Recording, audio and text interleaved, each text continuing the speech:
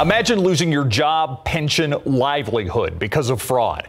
That's what happened to thousands of people who worked for Enron or invested in that energy company. Happened so long ago, and now more than 20 years after that disaster, the person who first blew the lid on the Houston company's fraudulent deals is speaking out. He spoke with us about why he came forward and what he hopes people will still learn from what happened. Lots of people were hurt. It still haunts James Timmons.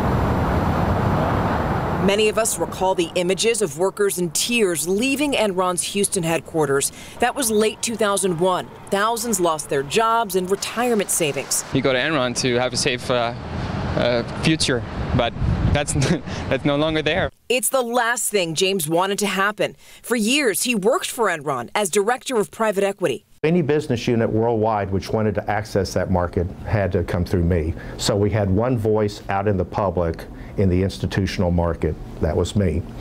So I saw a lot of opportunities that Enron was pursuing. But it all came to a halt in 1999 when James noticed something. I saw too much potential fraud, self-dealing, self-enrichment at the expense of Enron shareholders. James says he tried warning senior managers at Enron, but when they disagreed, he walked away. I quit because I felt like the activities that were being conducted by a senior group of officers at Enron were potentially illegal. They were fraudulent. They were self-dealing, self-serving. But it wasn't until more than a year later that he anonymously came forward to the Wall Street Journal and told reporters what he knew. I did it to put it in the public market and hold those accountable who needed to be held accountable. Then began the avalanche. Investigations revealed that Enron's top executives made in the tens, some hundreds of millions of dollars while hiding the company's actual financial state. At the time, Enron filed for the largest corporate bankruptcy in history. The fraud cost shareholders more than $70 billion, and a number of Enron executives were convicted of fraud. You know, Enron was the favorite child of Houston. That was where the best and the brightest went to work.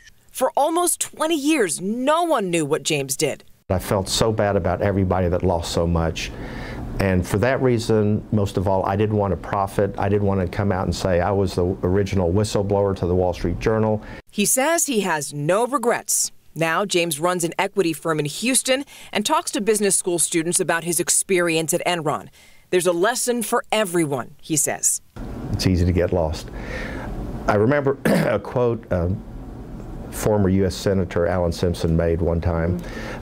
If you have integrity, exactly. If you have integrity, nothing else matters.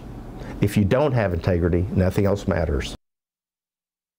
You know, the consequences of what happened at Enron extended really beyond its workers or shareholders. We know that in Texas, the teachers' retirement system lost more than $35 million in Enron stock, and the state's employees' retirement system also lost tens of millions of dollars.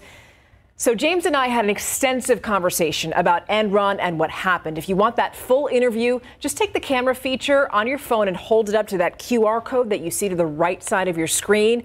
We spoke about how Enron affected us, the financial markets, and why what happened is still relevant today.